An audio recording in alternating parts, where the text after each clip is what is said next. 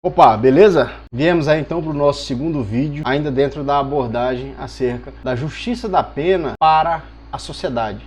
Primeiro, nós falamos a respeito, será que as penas são justas? As penas criminais no nosso país são justas? As penas são equivalentes aos maus causados pelos criminosos? O primeiro vídeo nós falamos a respeito da perspectiva da pena, da justiça da pena, na visão da vítima, a perspectiva da vítima em relação à pena criminal no Brasil. Agora, nessa segunda parte, eu quero abordar com você a pena e a justiça da pena criminal na perspectiva social. Quer dizer, tirando a pessoa que sofreu a prática criminosa, tirando a família da pessoa que sofreu a prática criminosa, a sociedade no geral, a coletividade no geral, acredita que as penas no nosso país são justas, quer dizer, as penas são capazes de responder de forma proporcional à infração, ao mal que foi cometido pelo criminoso? Bom, primeiro é importante a gente estabelecer o seguinte: aqui a sociedade, a coletividade, não são as pessoas pobres, não são as pessoas ricas, não são as pessoas de classe média. A coletividade são todas. E nós precisamos, então, nessa ideia social, incluir todas as pessoas, quer dizer, o homem médio de uma forma geral, a coletividade de forma geral, desde a pessoa que mora na periferia até a pessoa que mora num condomínio fechado. Porque é relevante estabelecer essa diferença, que há pessoas que vivem na periferia e há pessoas que vivem em condomínios fechados. Porque, naturalmente, as pessoas mais afastadas dos centros urbanos, as pessoas que normalmente vivem na zona periférica, estão mais sujeitas à prática de infração penal. Aqui não é discriminação, não é preconceito nenhum com relação a quem mora na periferia, não. É uma realidade. As pessoas que vivem em zonas periféricas estão mais sujeitas, porque o afastamento do centro urbano afasta também a polícia. Quero falar com você que mora na zona periférica. De repente você mora numa favela aí no estado de São Paulo, numa favela no estado do Rio de Janeiro. Você sabe que a polícia não está tão presente na zona periférica quanto na zona central de determinado município. Então é importante a gente compreender a justiça da pena, quer dizer, a importância ou a validade ou a repercussão prática da pena na visão da coletividade, desde as pessoas que moram na zona periférica até as pessoas que moram num condomínio fechado, em que tem segurança privada. Quer dizer, além do condomínio normalmente estar em uma área mais abastada do município, ainda contam com segurança privada. Pois bem, na perspectiva da coletividade, de uma forma geral, as penas são equivalentes? As penas são proporcionais aos maus que são causados? Me parece que não. Bom, se eu não sou a vítima de uma infração penal, nem sou parente de alguém que sofreu uma infração penal, eu, como coletividade, não vejo as penas, pelo menos a grande maioria das penas, como proporcionais. Naturalmente, a coletividade vê algumas penas como até exageradas. Naturalmente, as pessoas pensam em relação aos crimes de embriaguez no trânsito, por exemplo. A conduta do indivíduo que tomou 4, 5 cervejas no boteco, saiu dirigindo seu carro, foi para sua casa, saiu dirigindo sua moto, para sua casa. Esse indivíduo não atropelou ninguém, não furou sinal. Veja, ele não praticou nenhum comportamento que lesasse o bem jurídico de alguma pessoa. Essa conduta, especificamente, daquele indivíduo que tomou 2, 3 latinhas e dirigiu, para a grande maioria da sociedade, não importa em um comportamento que exigisse uma repressão severa da legislação. Porém, houve alguns momentos em que esse mesmo indivíduo que bebeu 3, 4 latinhas e dirigiu, atropelou e matou uma pessoa. E aí houve, em determinado momento, um clamor social. E aí, por isso esse comportamento foi criminalizado de forma severa. Houve uma penalidade severa para esse comportamento de dirigir o veículo e atropelar uma pessoa, porque houve um clamor social. Mas de uma forma geral, a coletividade, e eu estou dizendo aqui como coletividade, não significa que é o meu pensamento, mas como uma coletividade, de uma forma geral, acredita que a pena nos crimes de embriaguez no trânsito são razoáveis e até um pouco excessivas, naqueles comportamentos em que não há nenhuma vítima, apenas a conduta do indivíduo que dirigiu. Então, nessas circunstâncias, parte da coletividade, quer dizer, a maioria, acredita que as penas são justas. Agora, se a gente pega os crimes de homicídio, os crimes de roubo, os crimes de estupro, os crimes de tráfico de entorpecente, boa parte da sociedade acredita que as penas são muito leves. Talvez em relação aos crimes de tráfico de entorpecente. Nós temos muitos usuários de drogas e a maioria defendem a liberação das drogas e são, evidentemente, contra a criminalização do tráfico de entorpecentes. E nós temos pessoas que usam drogas em todos os ambientes. Temos desde as classes mais abastadas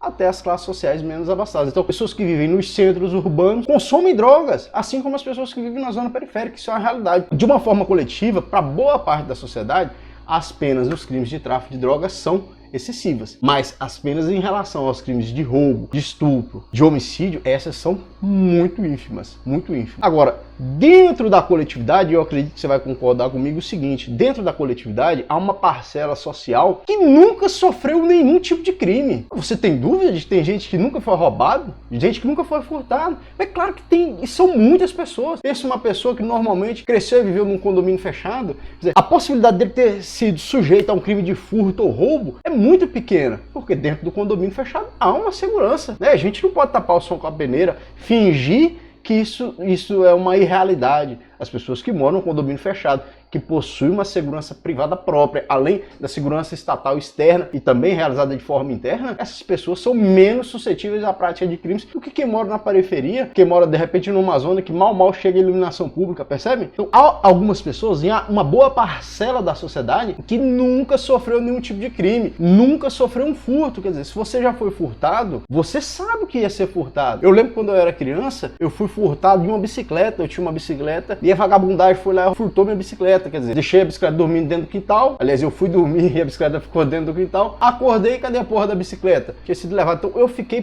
magoadíssimo, né? Fiquei revoltado, né? Revoltado. Porque é uma situação que causa revolta, né, gente? Então se você passou por uma situação dessa, você sabe que isso é algo grave, né? E se você mora em uma região em que isso acontece frequentemente, de repente você mora em um lugar que acontece furto constantemente. Então você sente, ainda que só a vítima seja capaz de sentir aquele mal que foi causado na infração penal, se você convive constantemente com pessoas que são vítimas de crimes, ou você ouve falar constantemente de crimes, você se revolta com aquilo, e aí você acaba sentindo. Então você considera que as penas do crime de furto são muito pequenas. Agora, a parcela social, né, e algumas pessoas que nunca sofreram nenhum comportamento criminoso, que vivem de repente, eu não quero aqui, pessoal, agir com preconceito, quer dizer, diminuir essas pessoas, não. Na verdade é que pessoas que nunca sofreram a prática de uma infração penal e não têm contato com pessoas que sofrem a prática de infração penal, estão em uma realidade social diferente, quer dizer, vivem uma realidade social diferente. E essas pessoas não têm aquele contato com a criminalidade, e aí não sentem na pele, nem próximo de si, o que é ser vítima de uma infração penal.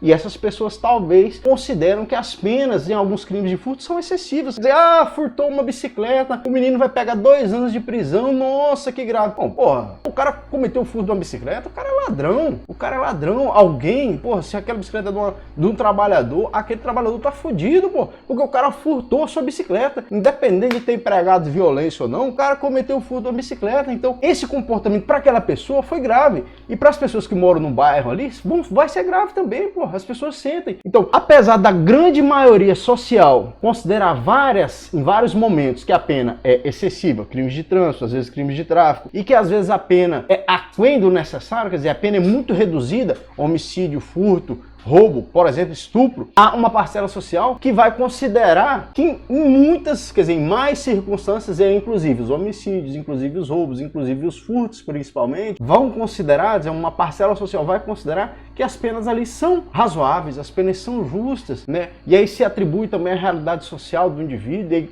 observa o indivíduo também e o meio social que ele conviveu, e é por isso as pessoas, às vezes, uma parcela social que nunca sofreu nenhum tipo de crime, vai sustentar que aquela pena é justa, que aquela pena é razoável. E aí causa o quê? Uma discrepância dentro da própria opinião social. Porque quando você tem uma maioria que em determinado tipo de infração penal acha que houve injustiça porque menor, e outras infrações penais acha que houve injustiça porque uma punição mais severa do que é necessário, tem uma parcela social que vai se diferenciar nos dois momentos. Vai achar que nos crimes de furto a pena é muito grande, enquanto a grande maioria das pessoas pensa que a pena é muito pequena, é muito baixa. Então, na visão social, o que eu posso dizer para vocês, e é o que a gente consegue perceber na atividade prática, é que na visão social as penas do nosso país estão, ora, além do necessário, ora, aquém do necessário. Em alguns casos elas estão razoáveis. Só que, de uma forma geral, me parece que a maioria da sociedade entende que naqueles crimes patrimoniais e naqueles crimes, principalmente, cometidos com violência, há uma pena pequena. Então, a maioria da sociedade vai acreditar que naqueles crimes cometidos com violência, há uma pena pequena. A pena deveria ser muito mais severa para responder à altura o mal que foi praticado por camarada. Aí, se você não concorda comigo, escreva nos comentários. Se você concorda, escreva no comentário, deixe seu like, deixe seu dislike, compartilhe com seus amigos, e aí eu retorno para a gente abordar a terceira parte, que é a perspectiva da pena, perspectiva da justiça da pena, na visão do criminoso, na visão daquele que praticou o crime e da família daquele que praticou o crime. E aí a gente conversa no próximo vídeo. Valeu, um abraço.